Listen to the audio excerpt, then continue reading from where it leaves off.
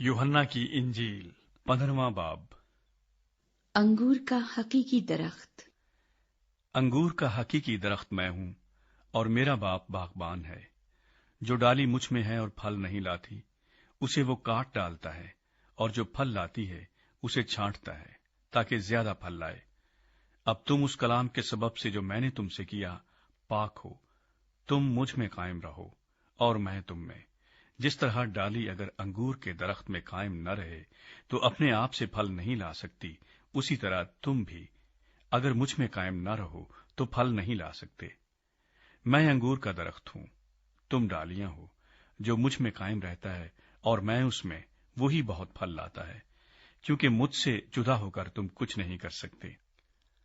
अगर कोई मुझ में कायम न रहे तो वो डाली की तरह फेंक दिया जाता और सूख जाता है, और लोग उन्हें जमा करके आग में झोंक देते हैं और वो जल जाती हैं। अगर तुम मुझ में कायम रहो और मेरी बातें तुम में कायम रहें, तो जो चाहो मांगो वो तुम्हारे लिए हो जाएगा।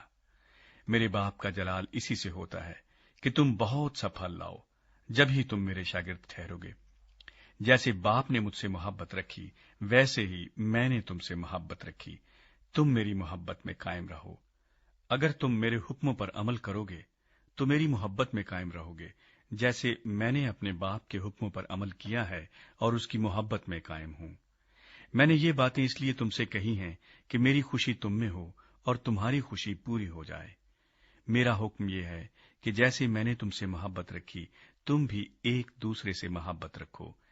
इससे ज्यादा मोहब्बत कोई शख्स नहीं करता कि अपनी जान अपने दोस्तों के लिए दे दे। जो कुछ मैं तुमको हुक्म देता हूं, अगर तुम उसे करो तो मेरे दोस्त हो।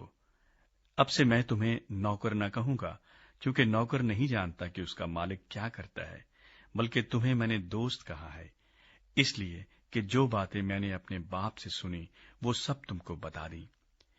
तुमने मुझे नहीं चुना, बल्कि मैंने तुम्हें चुन लिया और तुमको मुकर्रर किया कि जाकर फल लाओ और तुम्हारा फल कायम रहे, ताकि मेरे नाम से जो कुछ बाप से मांगो वो तुमको दे।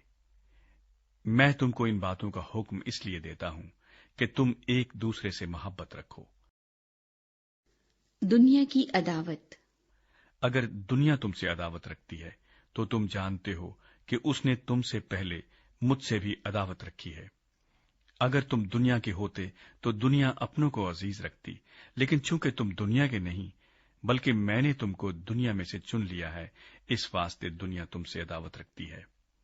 जो बात मैंने तुमसे कही थी उसे याद रखो कि नौकर अपने मालिक से बड़ा नहीं होता।